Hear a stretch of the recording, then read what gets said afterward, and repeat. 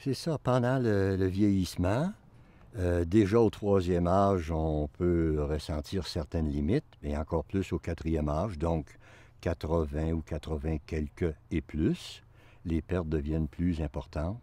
Je pense qu'à ce moment-là, il y a des éléments qui peuvent nous aider, que, par exemple, un retour sur sa vie et une intégration de tous les éléments, les positifs comme les négatifs.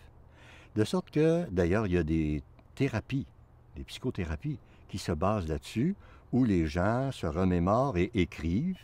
Et en écrivant, on fait comme une certaine unité, on donne de la cohérence à sa vie.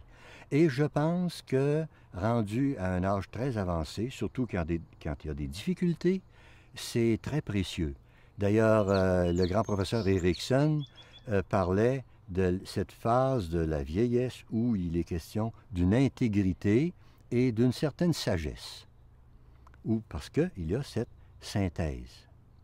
Ensuite, bien, je pense qu'il y a des caractéristiques personnelles qui peuvent aider aussi. Par exemple, les gens plus sociables, plus altruistes, ont un plus. Que ce soit parce que c'est un don de la nature ou parce qu'ils l'ont développé, c'est un plus. L'optimisme est encore un plus.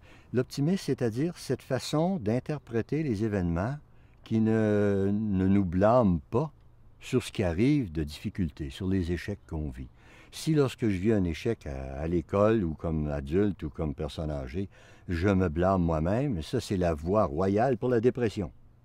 Si au contraire, je suis capable de faire la part des choses, de relever ce qui peut dépendre de moi, puis le corriger, et de relever ce qui dépend de l'environnement, je pourrais vivre plus de sérénité là-dedans. Donc, cet optimisme aide.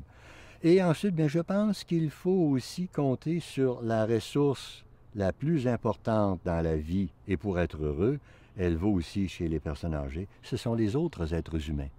Jean-Paul Sartre dit l'enfer, c'est les autres. Peut-être que dans certains cas, c'est vrai, mais je pense que pour l'ensemble de la vie, les autres, que ce soit les membres de notre famille, les plus proches, conjoints et tout, les enfants, et puis ensuite la vie sociale, je pense que c'est un élément important.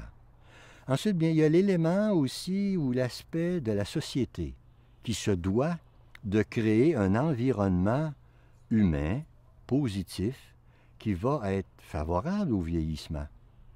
Et quand aujourd'hui, on voit qu'il y a des efforts qui sont faits, mais il y en a encore à faire pour lutter contre l'âgisme, par exemple, pour créer un environnement qu'on pourrait appeler friendly, là, favorable aux personnes âgées, que ce soit le transport en commun, pour le type d'habitation, pour toutes sortes de choses concrètes qui facilitent la vie. Quelqu'un, par exemple, qui est dans une portion de la ville où il n'y a pas de transport en commun, bien, elle est forcément dépendante. Même si elle est en relative bonne santé, voilà une personne qui est un peu mal foutue à cause d'un environnement non approprié.